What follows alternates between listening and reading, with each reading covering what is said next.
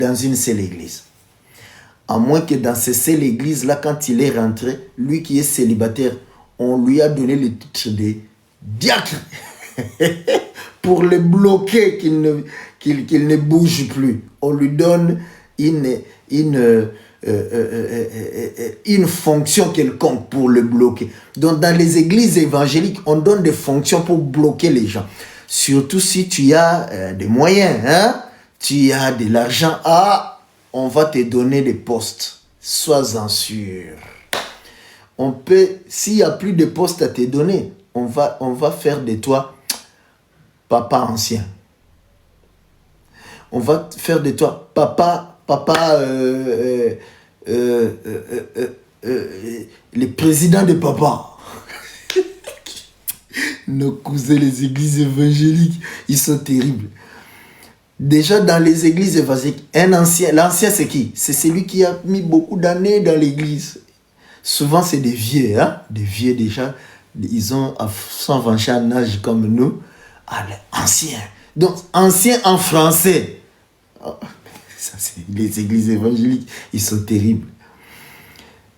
Pour être ancien dans la Bible, dans l'église de Jésus, il y a des conditions. Mari d'une seule femme, tu dois avoir des enfants que tu as élevés dans la voie du Seigneur. C'est-à-dire ces enfants-là sont majeurs. Alors, étant ministre, parce qu'un ancien est d'abord un ministre, ensuite, quand tu remplis les conditions, tu postules maintenant pour l'anciennat. Quand tu deviens ancien, maintenant, en fait, tu vas t'installer dans une église locale.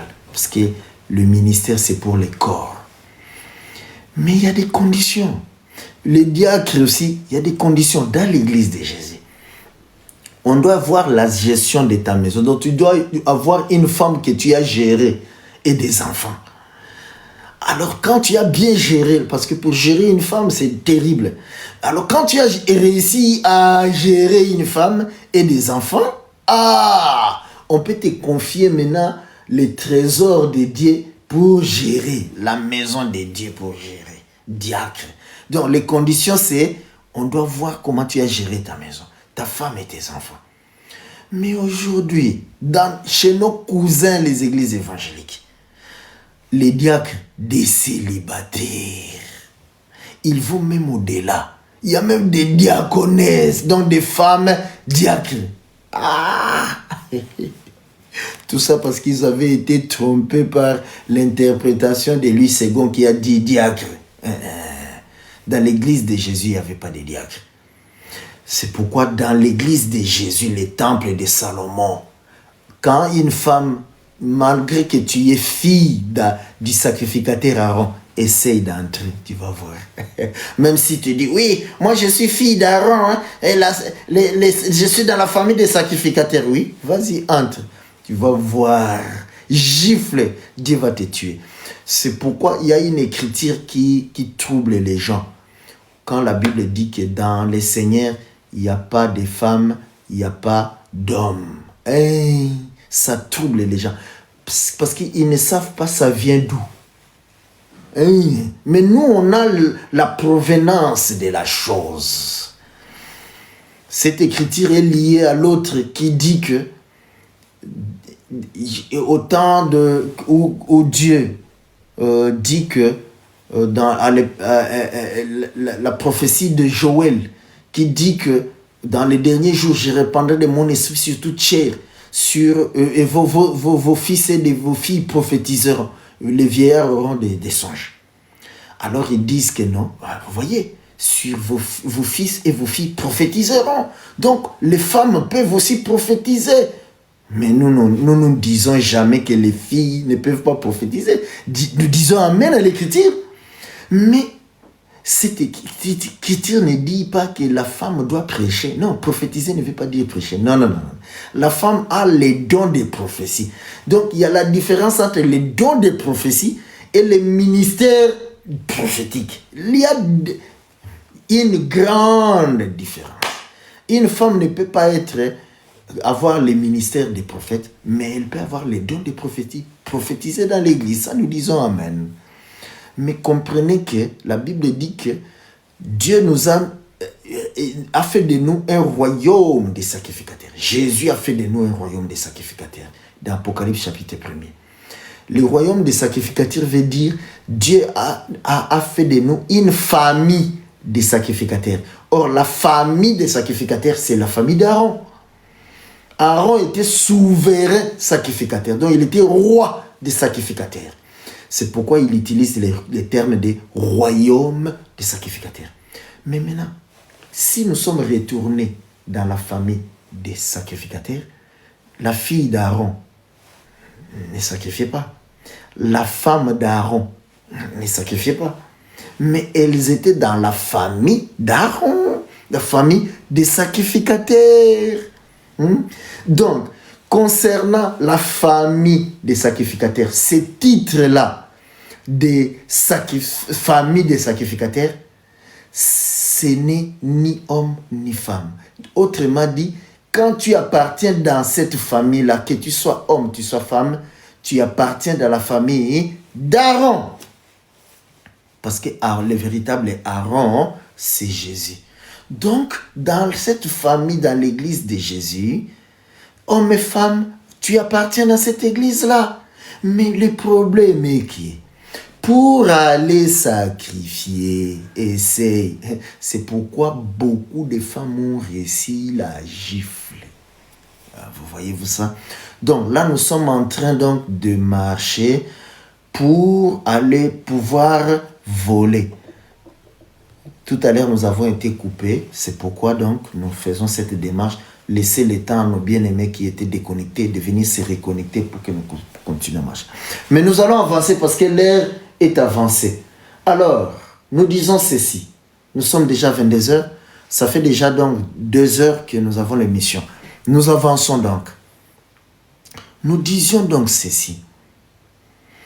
Si tu reçois l'oreille d'entendement que les animaux ont reçu au temps de Noé, parce qu'au temps de Noé, les animaux ont compris ce que Noé est en train de dire. Alors qu'habituellement, les animaux ne comprennent pas la langue des hommes. Au temps de Noé, Dieu a repris ce qui s'est passé avant parce que ça ne peut pas être nouveau. C'est pourquoi ce qui s'est fait au temps de Noé, c'était fait aussi au temps d'Adam. Dieu a ramené ce qui s'était passé au temps d'Adam, au temps de Noé. Autrement dit, au temps d'Adam, Dieu a donné aussi l'oreille d'entendement aux animaux, 2 à 2.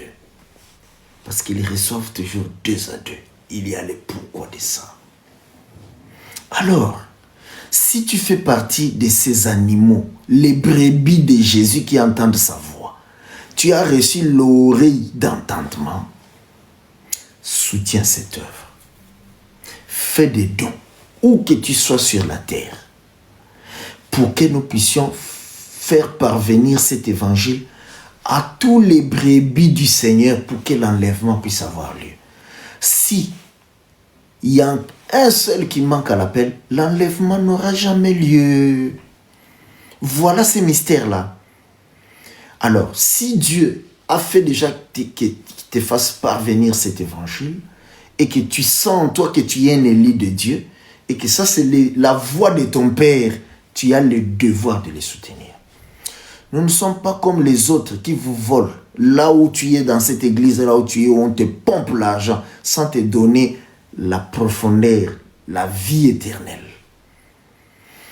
Alors nous disons ceci. De la même manière que Dieu a fait 3 cieux, de la même manière il a fait aussi 3 terres. La première terre, c'est la terre donc d'Adam. Il dit qu'il va faire venir les animaux auprès d'Adam pour que Adam leur donne un nom. Et que les animaux portent le nom que leur donnera l'homme. En fait, cet homme qui donne le nom Adam, c'est l'image de Jésus là-bas qui donne le nom. Donc la provenance de l'écriture des Actes chapitre 15 verset 13, c'est ici. pour que tu existes, il faut que Adam te donne les noms. En fait, ces noms-là qu'il te donne, c'est le souffle de vie qu'il te donne. Parce que les noms, c'est le souffle de vie.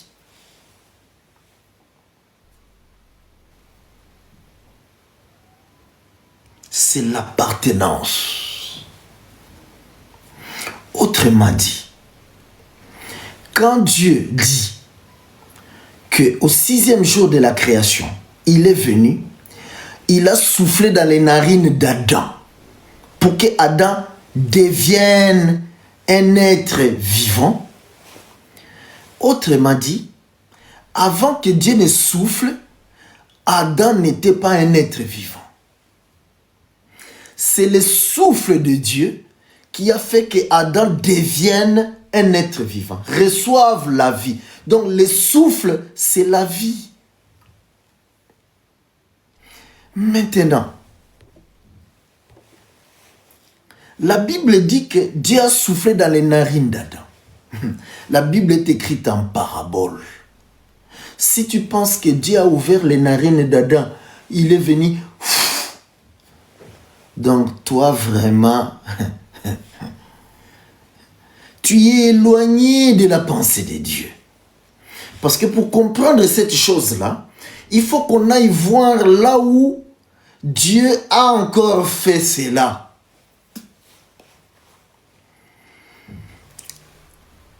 Adam, quand Dieu est venu souffler sur lui, il était au 6e jour. C'est pourquoi nous avons vu aussi quelqu'un au 6e jour, qui est Jean-Baptiste. Il était au 6e mois de la grossesse. Jésus est venu au travers du ventre de Marie.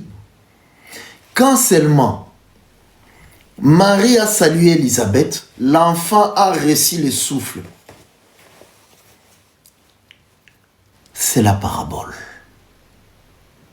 Parce que ça aussi, c'est la parabole. Autrement dit, Jean-Baptiste ici, c'est aussi Adam là-bas. Jésus était dans la chair quand il a soufflé là-bas dans les narines d'Adam. C'est pourquoi Dieu est dans la chair, dans le ventre de Marie. Il vient encore aussi, ici, trouver Jean-Baptiste au 6e mois de grossesse, donc 6e jour. Alors, par la parole, la salutation, il reçut le souffle de vie. Nous comprenons donc que les souffles, c'est la parole. Ce sont des paroles. Autrement dit, les noms, c'est des paroles. Ça veut dire que quand tu écoutes la prédication d'un vrai ministre, tu reçois un nom. Pour vivre. Parce que la parole, au commencement était la parole était avec Dieu, la parole était Dieu. Cette parole a été faite chair et elle est venue sur la terre. Elle a fait le travail pour se multiplier. Mais maintenant, le travail, c'est quoi? Et que Jésus, qui est Adam, parce que c'est Adam qui devait multiplier et remplir la terre. Multiplier et remplir la terre, il ne faut pas seulement le voir dans les enfants d'Adam. Ça, je l'ai dit pour mes enfants qui me suivent. Vous avez de l'âge. Quand nous disons des choses, il faut monter dans la même dimension que nous. Ce que nous sommes en train de dire ici, c'est quoi? Ne regardez pas seulement la descendance d'Adam. Adam a eu des enfants pour remplir la terre. Oui. Mais nous vous donnons une fenêtre ici. Dieu dit que nous allons relire pour que vous puissiez voir. L'Éternel Dieu dit au serpent. Oh. Non, c'est pas notre verset. Nous sommes plus, ça avait tourné en fait. Retournons sur notre passage de Genèse chapitre 2, verset 18. Nous allons marcher doucement ici pour que vous puissiez saisir. J'ai dit que ici, je suis en train de m'adresser à mes enfants à travers le monde. Vous avez déjà de l'âge. Alors prenez ces morceaux de pain. Écoutez. Genèse chapitre 2, verset 18. L'Éternel Dieu dit, soyez très attentifs. Il n'est pas bon que l'homme soit seul. Je lui ferai une aide semblable à lui. L'Éternel Dieu forma de la terre tous les animaux des champs et tous les oiseaux du ciel, et il les fit venir vers l'homme pour voir comment il les appellerait, et afin que tout être vivant porte les noms que lui donnerait l'homme. Et l'homme donna des noms à tous les bétails, aux oiseaux du ciel et à tous les animaux des champs. Mais pour l'homme, il ne trouva point d'aide semblable à lui. Ici, Dieu a ouvert une parenthèse et il l'a fermée ici. Je vais vous montrer là Dieu où il a ouvert la parenthèse et là où il va, il l'a fermée.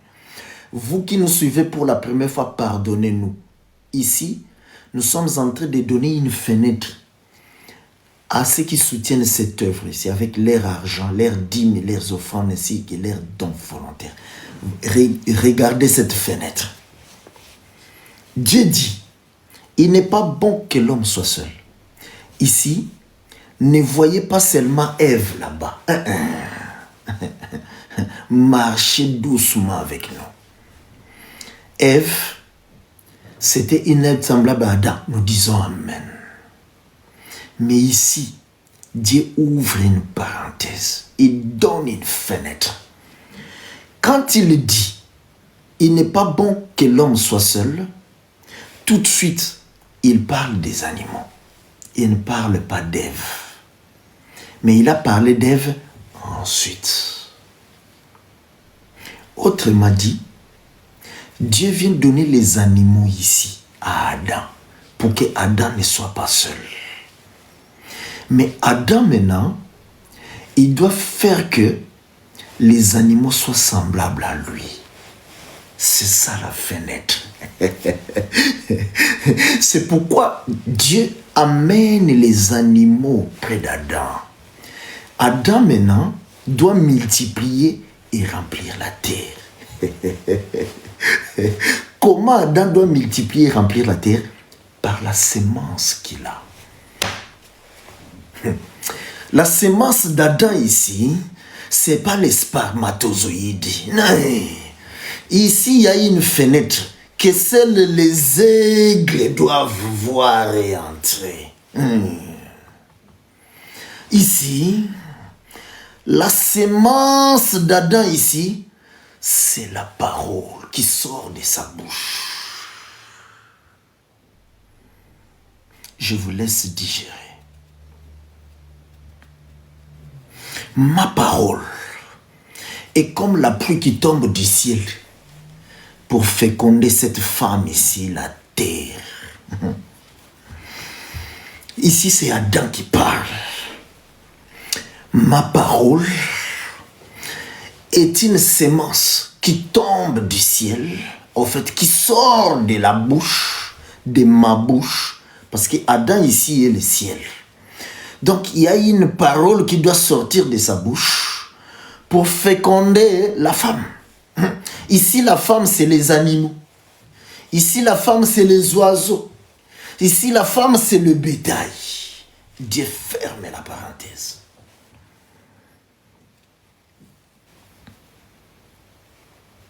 Ensuite, il continue la marche. Parce que c'est dans ses habitudes d'ouvrir la parenthèse. C'est pourquoi ces jours-là, c'était un vendredi. On arrêta Jésus. À midi, Dieu vient ouvrir une parenthèse. Pour Israël, ils étaient un jour Ils attendaient les sabbats qui devaient commencer. C'était un vendredi, la veille du sabbat, à midi. Dieu vient ouvrir une parenthèse. Il lit l'obscurité sur toute la surface de la terre.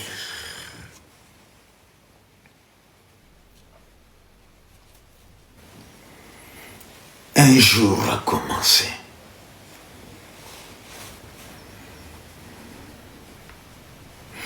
Trois heures après, parce que c'est 3 heures, Dieu vient fermer la parenthèse.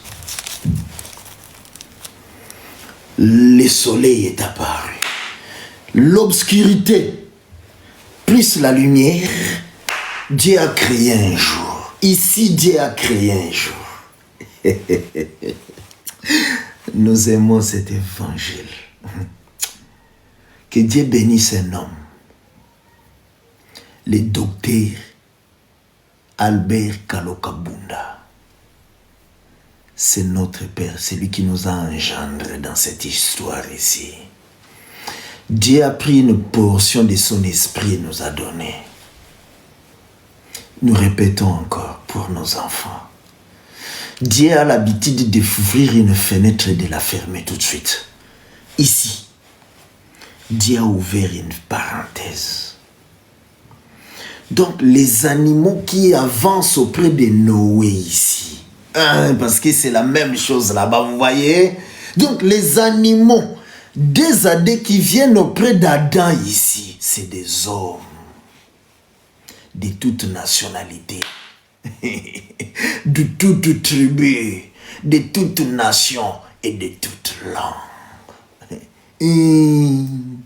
Donc, les noms que Adam est en train de donner, ici Adam est en train de prêcher l'évangile éternel.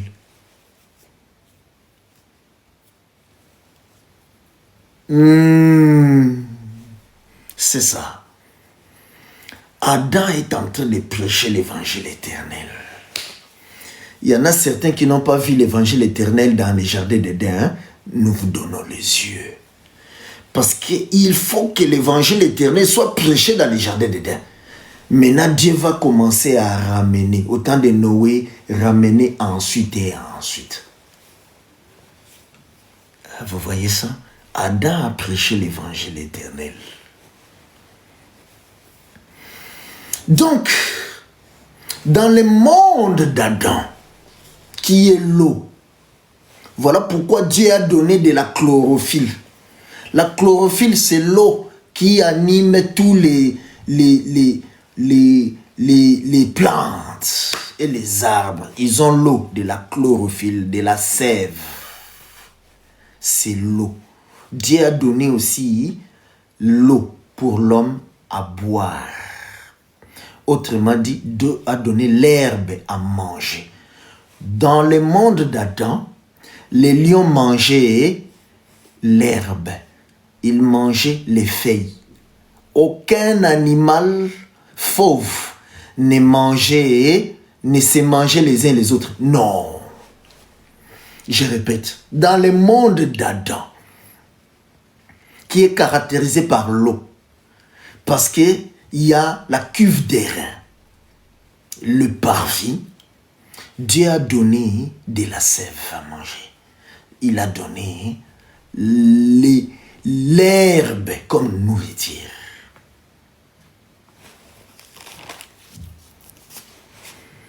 Nous les lisons dans un chapitre 1er de Genèse,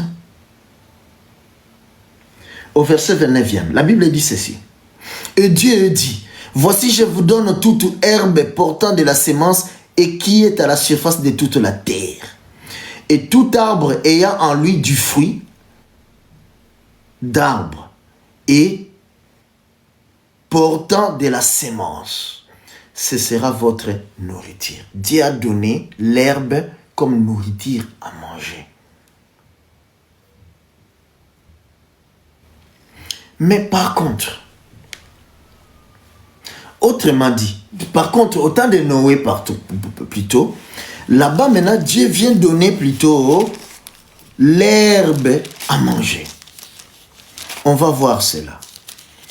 Et puis on va revenir là-bas. Donc, au temps de Noé,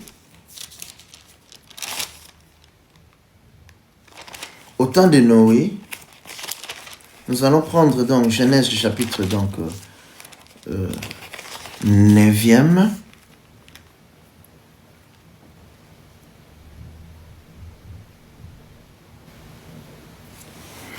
Au verset 3e. Genèse chapitre 9, verset 3e.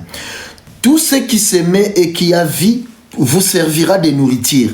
Je vous donne tout cela comme l'herbe verte. Là-bas, il a donné l'herbe verte, mais ici, dans le lieu saint, qui est le royaume d'Adam, de Noé, il donne les sons. Donc, il donne la viande. C'est à ce moment-là que les animaux aussi ont commencé à se manger. C'est pourquoi Jésus, il est mort dans le monde de Noé. Il n'est pas mort dans le monde d'Adam. Dans le monde d'Adam, Jésus était représenté par les animaux. Mais ici, il y a eu la réalité de la mort de Jésus. Son sang a été versé. Donc, c'est dans le lieu saint. C'est pourquoi dans le lieu saint, nous voyons une table avec le pain des propositions. Le pain des propositions est déjà coupé, donc les sacrifices a eu lieu. Parce que ce pain-là, c'est Jésus qui a été déjà sacrifié. Maintenant donc, nous comprenons que les animaux au temps d'Adam ici, pour venir auprès d'Adam, il faut que Dieu te donne l'oreille d'entendement. Dieu te donne l'oreille d'entendement. Il t'invite d'aller voir Adam, d'aller vers Adam. Mais les animaux, là où ils étaient même dans la forêt, pour sentir cette envie-là de venir marcher, aller vers Adam, il faut qu'ils écoutent une voix. Vous voyez ça? Donc, ils ont écouté la voix.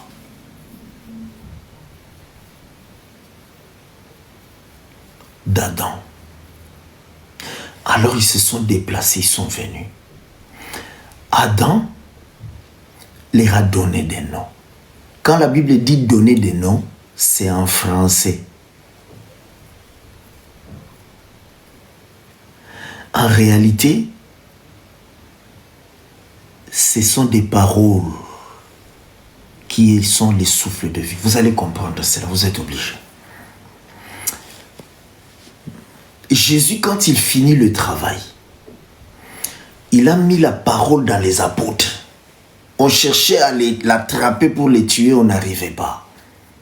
Parce qu'il avait encore ce travail-là. C'est pourquoi il a dit, une fois on vient lui dire que fuis, il faut fuir d'ici parce que Hérode cherche à te tuer.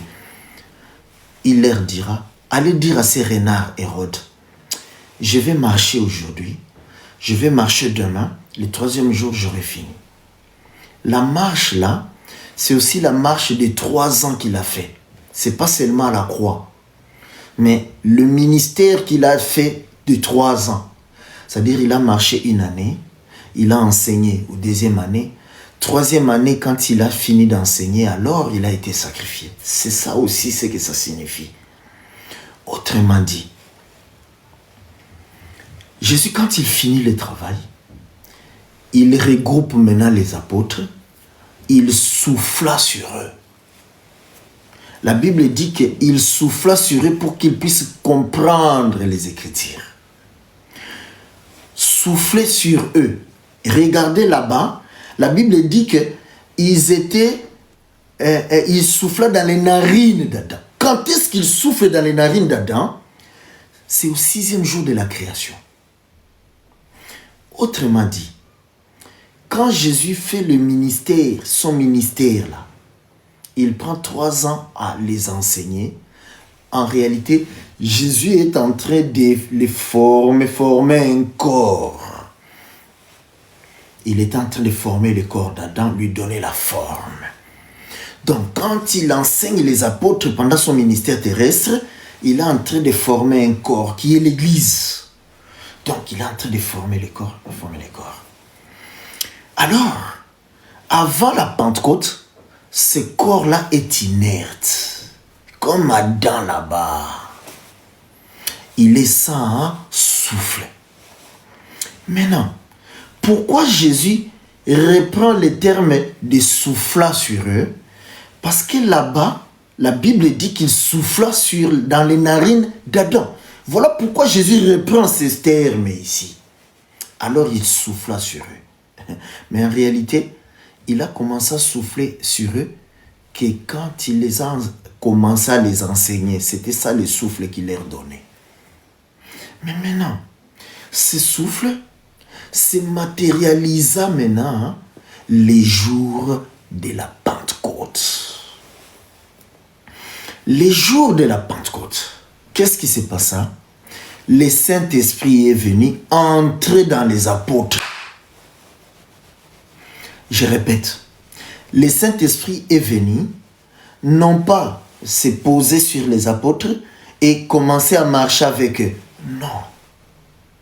Le Saint-Esprit est venu entrer dans les apôtres et faire corps avec eux. Les apôtres et le Saint-Esprit sont devenus un.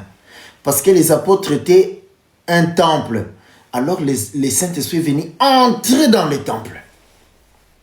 Or, le rôle du Saint-Esprit, c'est quoi? Jésus dit, le consolateur, quand il sera venu, il vous enseignera toutes choses. L'Esprit, il l'appelle l'Esprit de vérité, vous enseignera toutes choses. Il prendra de ce qui est en moi et vous l'enseignera. Or, ce qui était en lui, il a déjà transféré dans les apôtres. Or, maintenant, le Saint-Esprit, quand il est venu, il a pris de ce qui était dans les apôtres, il a commencé à l'expliquer. Parce que les apôtres étaient maintenant les corps de Jésus sur la terre. Jésus n'était plus sur la terre dans la chair. Jésus était sur la terre dans la chair. Autrement dit, dans quelle chair? Dans la chair des apôtres. C'est pourquoi quand le monde a regardé les apôtres, il a commencé à les appeler chrétiens. Chrétien veut dire Jésus. Vous êtes des Jésus. Ils ont vu Jésus en eux. Autrement dit, le Saint-Esprit venait prendre le dépôt qui était en eux et l'expliquer. Donc, le Saint-Esprit vient avec les paroles de l'explication, la révélation. Autrement dit, le souffle, c'est la révélation. Or, le souffle, c'est le nom. Parce que Jésus, maintenant, s'est tourné vers les nations. Quand il se tourne vers les nations, Actes chapitre 15, 3, il est le Saint-Esprit. Les nations, c'est le Saint-Esprit qui est venu nous visiter. L'Esprit de vérité. Donc, il vient avec le souffle. Or, le souffle ici, il l'appelle le nom. Donc, il choisit un peuple à qui il doit donner son nom. Le nom de Jésus, c'est le souffle de vie. Ça, c'était surtout pour nos enfants. Mais maintenant, revenons pour continuer la marche pour ce qui se branche qu'aujourd'hui, pour tous les élus, les animaux à qui Dieu a donné l'oreille.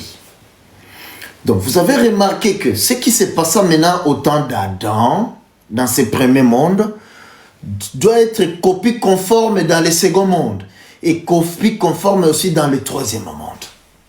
C'est pourquoi, au temps de Noé, alors Dieu appela aussi les animaux deux à deux. Il les fit venir vers Noé pour entrer dans l'arche. Pour qu'ils viennent, Noé avait prêché. Donc, cette prédication de Noé-là, c'est les noms qu'il était en train de donner aux animaux. Ils ont compris la prédication. Alors, ils sont venus entrer dans l'arche. Dieu a recommencé ce qu'il avait fait là-bas. dans le monde d'Adam. Il est recommencé dans le monde de Noé. Maintenant, nous avons compris que les animaux dans le monde d'Adam là-bas, c'est des hommes.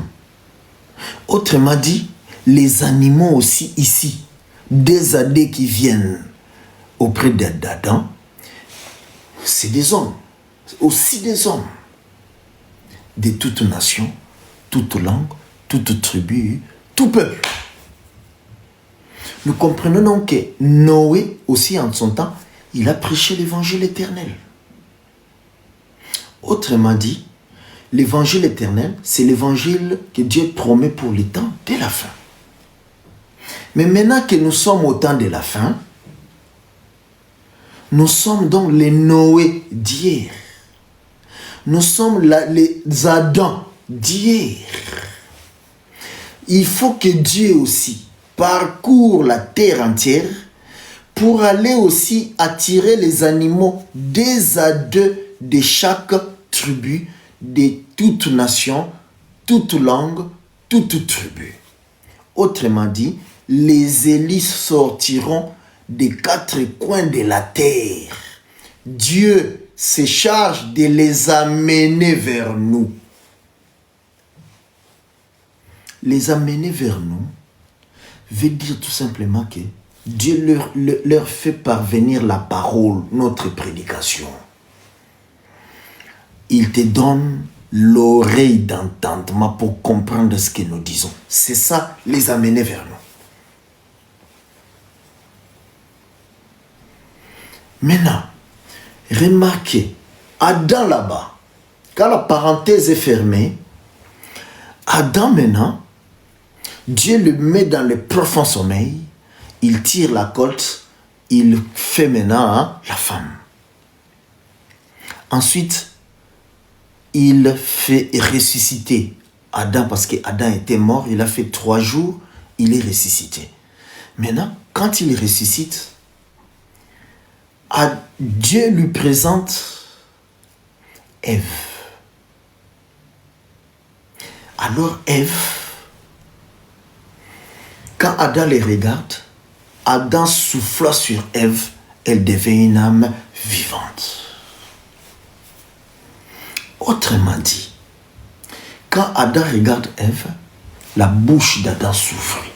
De la même manière que la bouche d'Adam s'est ouverte pour les animaux, la bouche d'Adam doit s'ouvrir aussi pour Ève. Parce que Ève ici forme tout un corps. L'épouse ou Église des nations. L'Église des nations est composée de toutes les tribus de la terre, de toutes nations. C'est ça l'écriture que Jacques est venu prendre. Donc Ève toute seule, Adam s'est tourné vers elle pour chercher une épouse qui porte son nom. Donc Adam s'est tourné vers Ève et a déclaré que voici cette fois-ci os de mes os, chair de ma chair. C'est ça ce qui est écrit. C'est ça qui est écrit.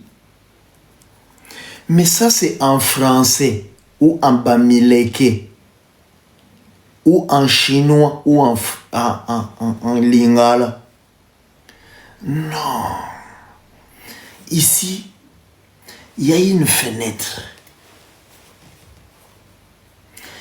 Quand Adam dit, voici cette fois, chair de ma chair, os de mes os, Adam est en train de dire, voici cette fois-ci un autre moi.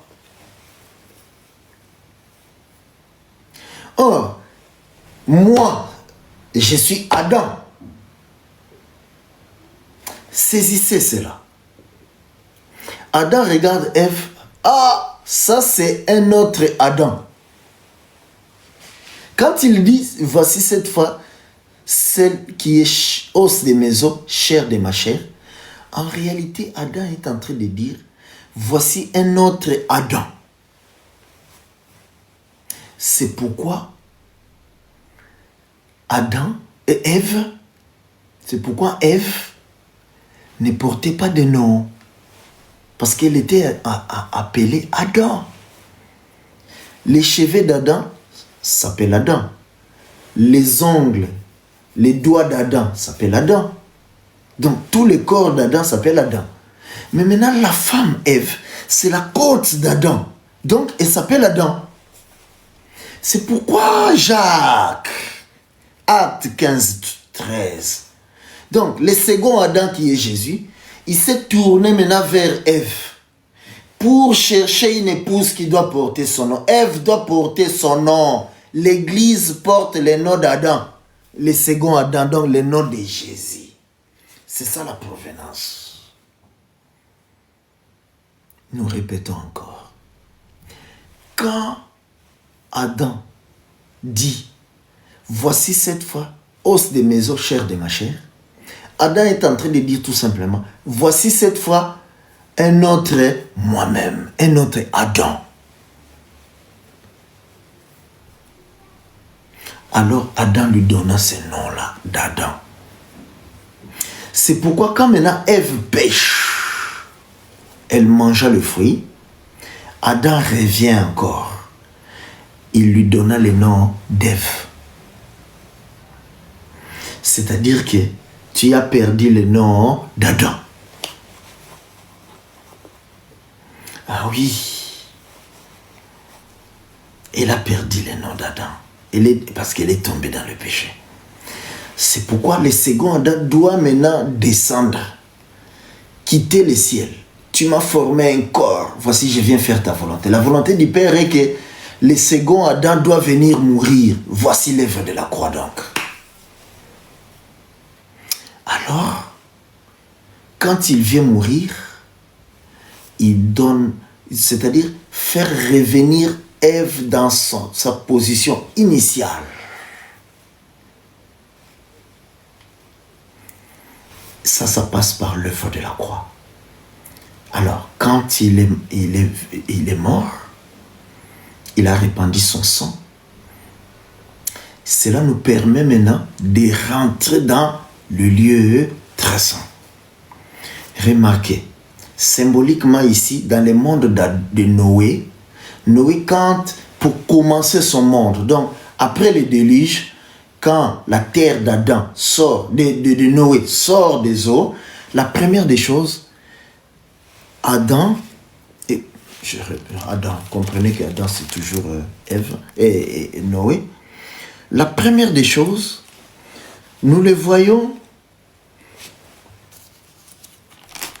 Bon, notre ère est avancée. Continuons, parce que vous connaissez ces versets-là.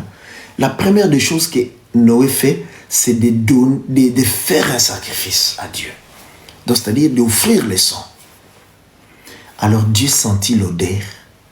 Alors Dieu s'est repenti. Autrement dit, dans le monde de Noé, c'est le monde de la repentance. C'est pourquoi cela s'est matérialisé à la croix. Quand Jésus est sacrifié, il donna donc son sang, parce que Jésus, c'est ces animaux-là que Noé a sacrifiés. Ces animaux-là sont devenus donc un homme, Jésus. Et quand il est alors sacrifié, Dieu sentit l'odeur à Golgotha, il s'est repenti. Autrement dit, c'est par le sang que la repentance vient. Sans l'effusion de sang, il n'y a point de pardon des péchés. Donc sur le parvis, il y avait le péché. L'eau ne pouvait pas effacer le péché. Mais dans le lieu saint, où il y a le sang, le péché est effacé.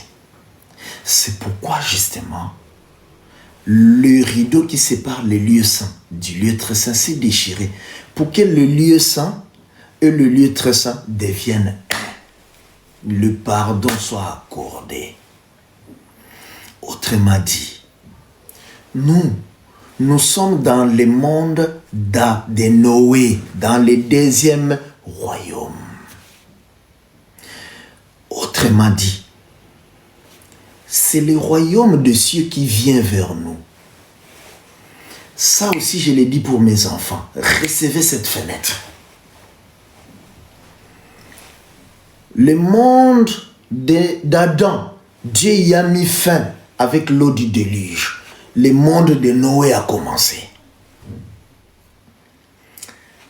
Logiquement, normalement, fallait que Dieu mette fin au monde de Noé.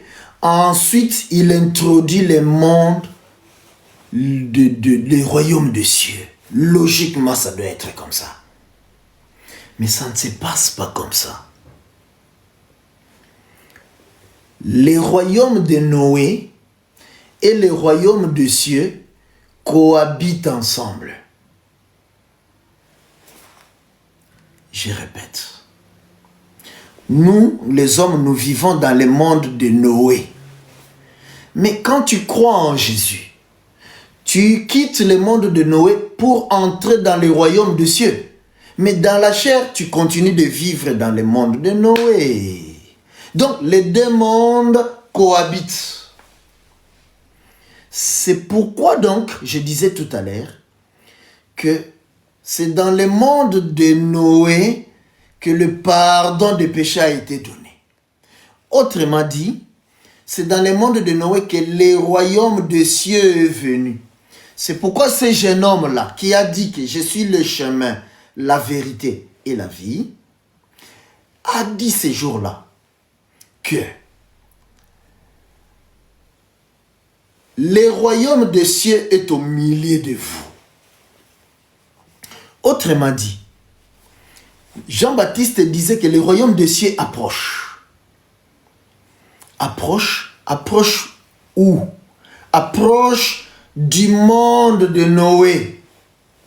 Donc, le royaume des cieux qui approche veut dire le royaume des cieux est en train de marcher pour venir rejoindre le monde de Noé. C'est pourquoi donc, Jésus c'est un royaume, c'est lui le royaume des cieux. Mais il a foulé les plantes de ses pieds dans le royaume de Noé pour faire corps avec le royaume de Noé. Quand il est mort à la croix, les rideaux s'est déchirés. Ce miracle-là, en fait, c'est quoi? Les rideaux, c'était le corps de Jésus qui faisait que Dieu, créateur des cieux et de la terre, était en Jésus, dans le royaume d'Adam, dans le royaume de Noé. Mais il y avait une barrière entre Dieu qui était en Jésus et les hommes qui étaient en dehors de Jésus. La barrière, c'était le corps de Jésus. Maintenant, il fallait que Jésus meure pour que cette barrière se déchire et que Dieu qui est en Jésus puisse accéder aux hommes. Voilà pourquoi il fallait que le corps de Jésus soit déchiré. Et quand Jésus est mort, le temple du temple qui est le modèle s'est déchiré de haut en bas. Alors, pourquoi encore, oh c'est pas vrai ça, pourquoi le royaume de cieux cohabite avec le royaume de Noé? C'est parce que les deux doivent faire un. C'est le royaume des cieux qui a marché, qui est venu. Le royaume des cieux est proche, veut dire le royaume des cieux est dans la marche, il est en train d'approcher, de venir. Donc, nous vous proposons le royaume des cieux ici, dans le monde de Noé. Mais pour y entrer, il faut que les hommes de Dieu, qui vous apportent l'explication du royaume des cieux, parce que cette explication, vous ne l'avez jamais entendue nulle part. Il n'y a que Jean-Baptiste qui avait vu Jésus, qui l'a présenté comme voici l'agneau de Dieu qui ôte le péché du monde. Il n'y a que celui qui a la pensée de Dieu, qui voit comme Dieu voit. Parce que Jésus est venu comme un animal. N'est-ce pas qu'il est né dans la crèche des animaux? Là où naissent les animaux. Jésus est né comme un animal. Mais sur la terre, quand il parcourait, tout le monde voyait un homme. Il n'y a que Jean-Baptiste qui a reçu l'œil de Dieu, qui a vu un animal du sacrifice. Donc, il n'y a que Jean-Baptiste qui voit comme Dieu voit, qui a présenté le royaume. Autrement dit, ce n'est que les prédicateurs qui voient comme Dieu voit qui peuvent vous faire entrer dans le royaume. Nous vous disons donc, le royaume des cieux est dans le royaume de Noé. Nous vous le présentons.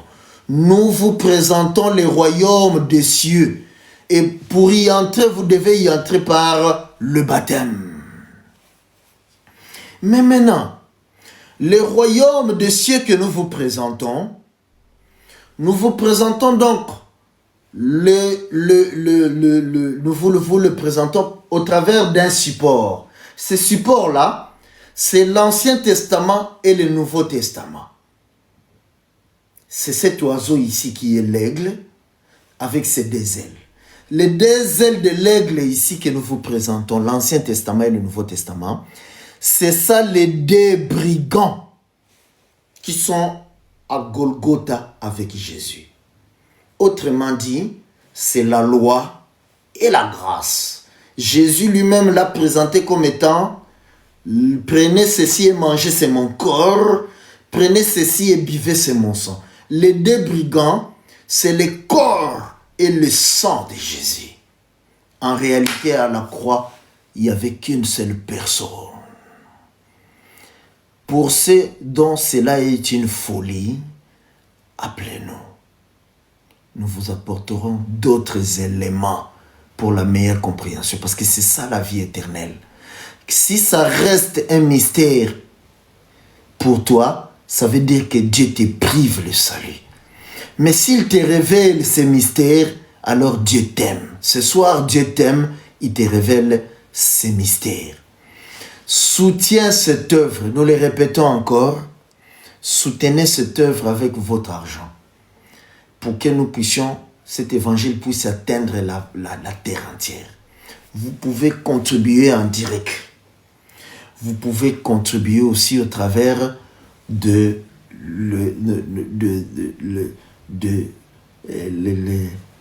comptes de l'Église, au travers donc de la page WhatsApp de l'Église, les Saints des Drancy. Vous pouvez aussi nous appeler, nous allons vous donner nos coordonnées, vous qui êtes dans d'autres pays. Vous pouvez envoyer par WhatsApp, vous pouvez envoyer par d'autres canaux. Nous vous donnerons notre nom complet pour pouvoir participer à cette bénédiction. Parce que c'est une bénédiction. Participer à l'œuvre de Dieu. Israël avait reçu la bénédiction de participer à bâtir le temple de Salomon. C'était une bénédiction pour eux. Donc, bâtir l'œuvre de Dieu, Dieu fait participer le peuple.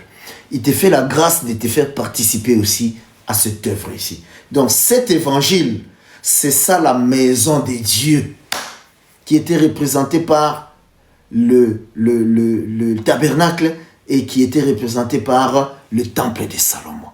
Voilà ce que nous pouvons dire, parce que bientôt, dans 12 secondes, nous serons arrêtés, mais nous allons reprendre par la suite pour prendre des questions éventuelles.